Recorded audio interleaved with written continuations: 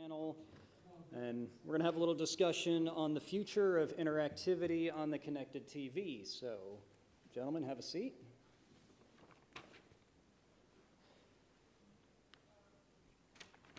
And then we can start off just grabbing the mic and going down the line, kind of take a minute or so, introduce yourself, and tell us what role you and your company play in the connected TV market. Thank you. I'm Joe Weber with TiVo. I'm the Vice President of Technology Strategy. I look at our technology strategy for specifically entering products into the operator space. TiVo, if you're not familiar, was originally the pioneer of DVRs, and we've migrated it into a software and service solution for pay TV operators worldwide. I'm Mark Giesbers. I'm the VP of Video Products for Liberty Global. Liberty Global, now I think in terms of subscribers, the largest cable operator globally. We're active in 14 countries, 12 of which in Europe. My own role, as the name already gives away, very much focuses on not only the existing platforms and systems that we have in the video space, so our set-top box based and also online systems, online video systems, but also the next generation video services for both in-home and out of the home. Hi, I'm Jesse Goodman. I'm the Director of Business Development for the Weather Company. I look after our distribution, consumer distribution in Europe, Middle East, and Africa. And for those of you not familiar with the Weather Company's global weather company, providing global data services and illuminating that through storytelling and products across all platforms. Very good. So what we're talking about in this panel is interactivity on the connected TV. And so what I really need to start with, do viewers really want an interactive experience? TV is traditionally what we call a lean-back experience. So do they really want something where they're interacting with the programming? And if not, how do we change that? And do we want to change that? I mean, I think viewers want that when it's relevant. I mean, for us, for the Weather Company, it's about, I think on an on-the-go mobile device is the first place you're going to go to look at the forecast, find out that it's a beautiful day today. But if you want to dig deeper and look at all the great data that we have to offer with regard to mapping and the visualization that we can do, I think that's when we're going to push for interactivity through connected devices. I would second that from our point of view, definitely on the point where I think customers would want relevant experiences and want interaction that helps make their experience more relevant. Very quickly, I would see three categories where that interactivity matters. One is on, let's say, the basic interaction with what you're watching, be it voting or game show participation or whatever that really has to do with the program itself. There's an area, of course, where social comes in, interacting with others whilst you're watching something, maybe actually basing the decision of what to do or what to watch or what to participate in on what your friends and wider social audience are doing. And last but not least, the interaction with the platform to actually make a choice on how to make choices on what to watch, and what to participate in, where definitely customers don't want to spend a lot of time fiddling around with a very complicated user interface to make their choice. So we as an industry can actually help provide them with those tools that can help them make a cleverer choice, very relevant choice, and really tailor the overall entertainment experience to their needs. Trouble of going last. Totally agree. Nothing else to say. But no, I think it's interesting too in terms of the question, do they want an interactive TV experience? I think primarily no. You still want it to be a lean-back exploring content and enjoying content experience, but you do want a connected experience. That is, my experience in terms of viewing is moving to multiple devices, but they're connected in a common framework, kind of like the ecosystem that Apple has today, kind of bring that to operators as well. Any device is connected to that same experience, especially an interactive TV. I'm not interactive with it, but it's a connected experience. So as far as all of the devices go, I mean, when you talk about connected TV, I think you consider that it's a system. it's not just the TV, it's all of the peripherals and devices with them. So in your estimation, do you see any particular devices really taking the forefront in the interactive experience, or is it really going to depend on the application? Great, I get to go first. So again, I don't, we as a company as well, do not see it as a particular device. And in fact, it moves to the cloud in terms of what that connected experience is. And if I could use the ecosystem term, for those of you that got the update to the Apple iOS recently, you'll see they've added more of this connected feature where I single sign on to one device and it works across all of them, where I can store passwords across them. And they're trying to lock you in some ways to that ecosystem. I think the same with these connected devices, it won't be one device, one application, but somewhere a service provider or other is hosting everything so that I have a connected experience across devices. Yeah, I would agree. But I would say that with regard to our content and from a content perspective, I mean, with all the devices and the fragmented market out there, I mean, we try to be on all platforms and all devices, but we have to make some pretty specific decisions about where we can focus our energy and where we're going to be. With regard to the placement of our content, I think we try to look at it from, if it's on a big screen, we're going to focus on what we can do with our maps. If it's on connected TV, smart TVs, we look at what we can do with our video programming. And as we move forward, we're not quite there yet. We're going to look at how we can take that, some of our products and innovation and create those products starting off on mobile and then bring that to the TV. I can go into that a little bit further, but. Yeah, maybe just to add to that, as a cable operator, we definitely see a strong role still for cable set-top boxes and the experience that they deliver. That's also the part of the paradigm that underlies Horizon, the new standard that we're introducing already now in 4 countries in the Liberty Group and about to roll that out further, where it's all still based on the concept of a box that provides you with the basis of the entertainment experience. Alongside that, though, we clearly see a explosion, if you will, especially of tablet use to really consume in a personalized manner video, where the growth rates are very different per country, and they're also dependent on iOS versus Android in countries and the technology that sits behind it. But especially for a younger demographic, it's clear that consumers are more and more starting to use those devices to really get a personalized video experience. So next to the set-top box, maybe indeed just as a further confirmation of your point that it's about the application. I would also argue it's about the type of user and the type of experience they want to have, whether or not that would be based on set-top boxes or on individual screens. Now, Mark, since you have the mic there, as an operator, I think one of the challenges you probably face is that you don't own the content that you deliver. So when delivering the interactive experience, how do you as an operator face that, and where do you fit in to kind of bring that experience together? Yeah, that's a good question. To start with that last part of your question, how do you bring it together?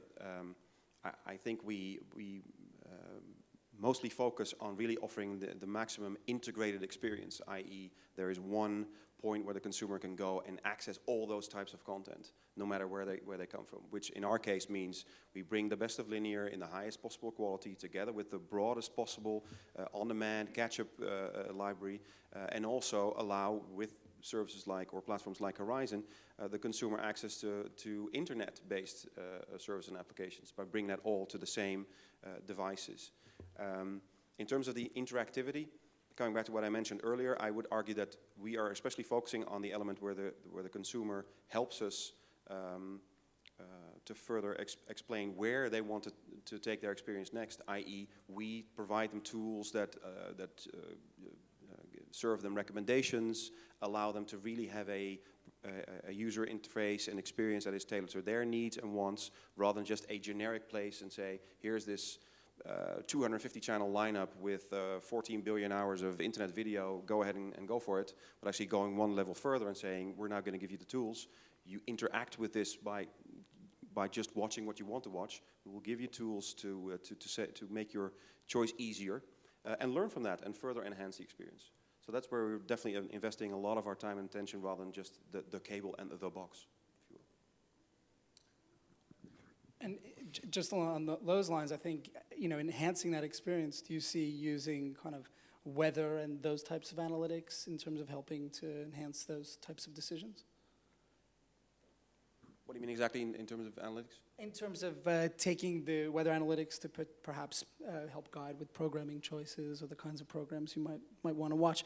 I think where we are right now is looking at also taking the analytics that we have to and our data, and that's a big focus for our company right now, is how we work with companies to take that data and enhance product offerings and the decisions that are made. Well, that's a good question. First of all, I would, from my own experience as in marketing and content at UPC Netherlands, which is part of the Liberty Group, we always used to quip that the days with the worst weather, or let's say the most standard Dutch days, for that matter, are the best VOD days, because that's when customers stay indoors and actually order VOD movies. Taking one level further and actually basing the suggestions that you serve on, a weather context or Outlook or whatever. I don't think we've explored that fully, but it's very much sounds like a relevant metric to maybe dig into. Maybe Joe has a view on that from a... I'm not giving this back. So to the other question, just as Mark had said, if you are an operator, to the original question, how can you make that a connected experience? And so content owners will own that content, and you are the distributor. You will work with the Weather Channel, who has great analytics. How do you bring that together? Now, if you're someone the size of Liberty, you could have a couple hundred engineers working on that. Hopefully, the other couple thousand operators can work with TiVo, who provides a similar service. In the sense of bringing that together, again, similar to some of the analytics, what we do is help drive what's trending. If there's a weather alert or what's important in sports, and how do we bring that in front of the user, not an interactive experience. I'm not going to go launch the weather app all the time. Hopefully they will. But maybe the weather app's going to come to me because I've expressed interest in that. I have been watching the weather channels frequently, and that's what's one of the things TiVo and of course Liberty does as well, bring that as an experience across devices to users. And just on that point, that's an area that we've struggled, I think, with working with OEMs in the smart TV space. So it's really encouraging to hear because we want to be a part of the conversation. We don't necessarily believe people have to be in our app, as you said, but we've struggled with that area of kind of push notifications. So far to date, with the platforms that we've worked on in the smart TV space, we haven't been able to have a system where our users can opt in for either personalized alerts or severe weather alerts and have them push that to them in the ecosystem without them in our product to begin with. And we'd love to be able to do that. Exactly. If you look at app stores and an internet-connected TV, and I think our CEO put it as, it looks like someone threw up on the screen, and there's thousands of little dots. And so how do you make that relevant? How do you make it useful? And there is good data for those that are interested in that, whether it's the sports applications, whether it's all kinds of myriad things that people do in social. And again, Liberty's doing some of that, and TiVo is doing it as well. How do you make that relevant to the user such that they don't go search for the one square app? Well, just to add to that, I hadn't heard the throwing up on screen part, I'll definitely remember that. No, it's interesting to note, if you look at apps, when we clearly now see the explosion, indeed, of sort of devices that can serve apps in some shape or form, as part of the video experience, next to the video experience, in an integrated manner, etc. I think it's important, at least for us as an operator, it's important to see that not so much as something eccentric next to the sort of standard core video applications, but regarded as something that consumers apparently want to spend their time on using the screens that we help power. Which also means that indeed we have to make it part of the same personalized and in some cases recommended context. Some of the concept may mean, like in our case, that if you pull up the channel bar for a program, it gives you suggestions not so much for programs to watch, but also for apps that are relevant to the experience you're already watching. So they're definitely very quickly entering that paradigm. Yeah. No, you guys keep going. You're making my job easy. Do we have any questions in the gallery here? Do you want me to run the mic back again? I'll just shout. I'm not sure I'll get an answer to this, but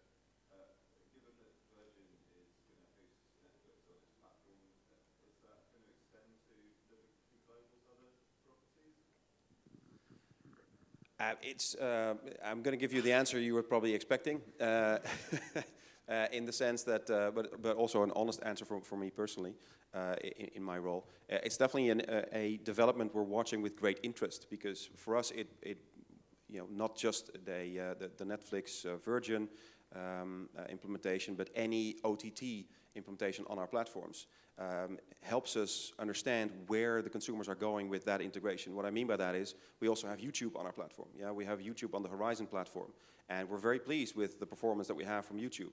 Now, of course, there's a different business model, there's a different usage model, but also that shows you that the actual bringing on board a player, like in this case YouTube, in a relevant manner, helps make the experience, for the entertainment experience, more whole for the consumer.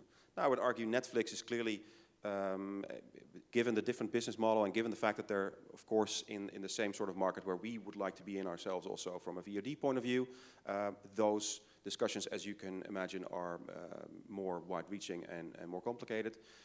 So for now, I would say there's no immediate plans to roll that out very quickly across Europe, but it's something we're watching with great interest. And again, not just Netflix, but any party that brings a relevant OTT experience that clearly resonates with our consumers is something we would look at for the future to potentially integrate in the platform. But the short answer is we're just going to see what happens. Yeah. Other questions? Don't be shy now. No? Oh, follow up. TiVo is involved in both of the implementations, as I understand, of Virgin and content. Can you give us any insight into other developments related to this? And to the integration of over-the-top services. Right. Well, I said, as soon as Mark says they're ready, we're there, and we'll help deliver that. But to your question, as you said, what we've done, and we're more advanced in the States where we've integrated, like the Comcast on-demand service with the Netflix and the YouTube. And we think key to that is, again, unlike an app store where I'll go to Netflix today, I'll go back to UPC tomorrow, or go to YouTube app.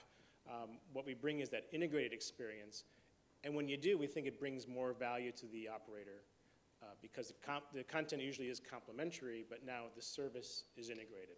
So again, what we're doing with Virgin and ComHam, like in the States today, when you're in the mood for a particular type of programming, you start with the programming, and then we tell you the options, as opposed to start with Netflix and stay in that walled garden experience. So I think it's consistent, like with also the discussions with other apps, like the weather app, is I'm interested in that, not just the weather app, but the weather in general. And now we can bring weather apps and content and others together in one sort of experience.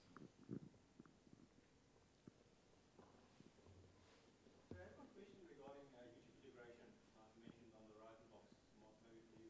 Do you find that you get a lot of support calls from customers regarding YouTube, or do you think it really complements your service significantly?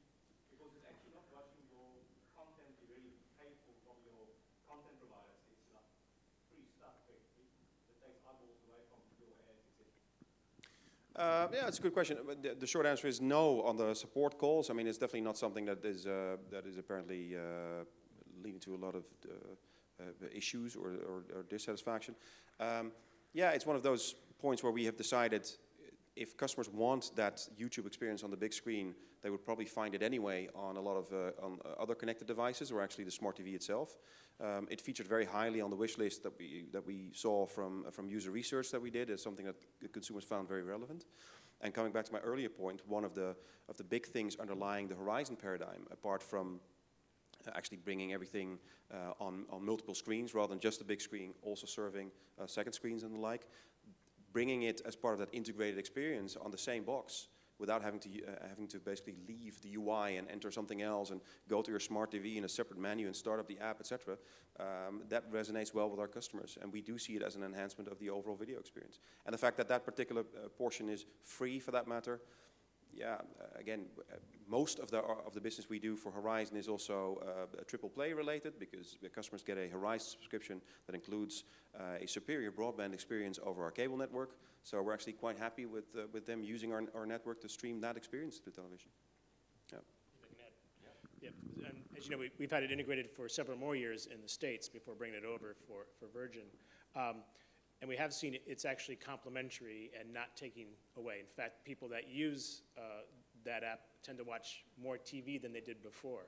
A good example, again, perhaps more States related, is there's auxiliary content available on YouTube as opposed to the primary. So if you're a soap opera fan, it's something you watch the primary content through Comcast or through Liberty, and then as the user experience would say, would you like to see what also is available on YouTube? And there'd be short clips, interviews, fan sites of you know, after show type of shows. So we do see it complementary, at least our usage, and not more support calls, but in fact, better enjoyment of the total package.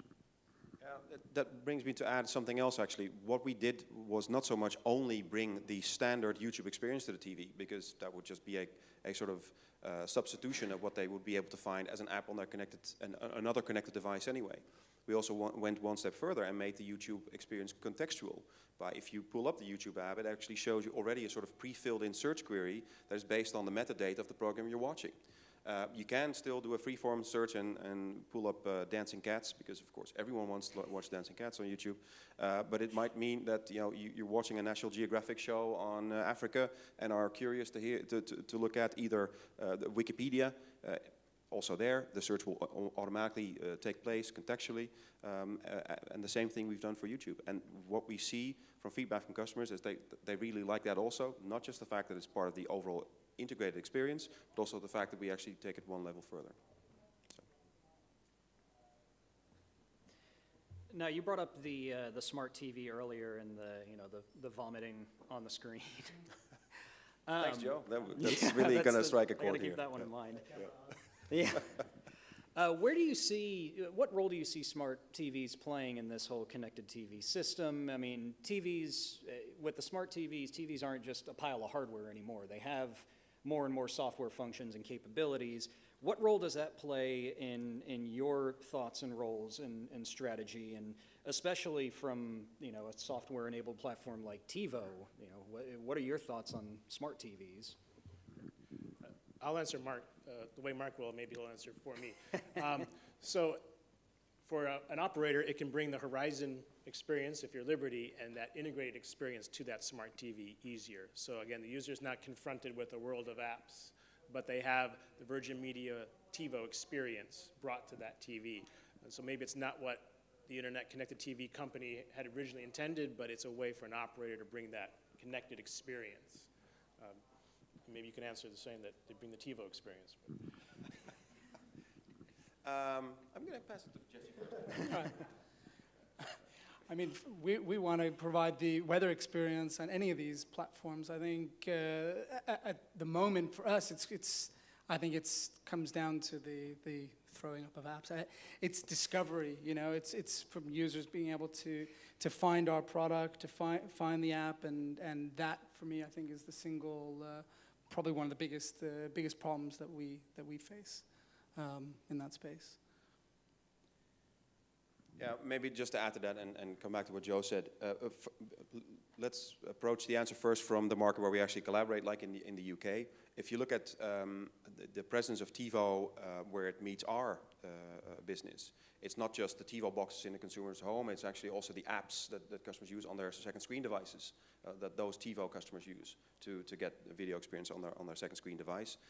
That already shows you that although we definitely see a TV, and I'll get back to connected TV in a second, but TV as part of the area where, for instance, our worlds meet up, or where it's important to offer an integrated experience, it's also on a whole host of different screens that the consumer will actually interact with those services. When it comes to the connected TV specifically, from our point of view, this is one of those areas where we would argue, if you look at the Horizon paradigm, the power that the box helps bring in the sense of a graphically enriched experience with direct access to all the applications, not just the apps, the aforementioned throwing up on the screen, but also applications like DVR, be it in the cloud or the box itself, the basic linear viewing, and also internet video. We find that important enough to, for now, rely on the box itself rather than also bringing connected TVs into the fray. I've heard of instances where operators have made the choice to actually make an app available on connected devices directly, the connected TV, so their interface taking over the interface on the screen. It's something we watch with interest, and we're a bit on the fence on where to take that next. It's not something that I see happening in the short term for us, at least.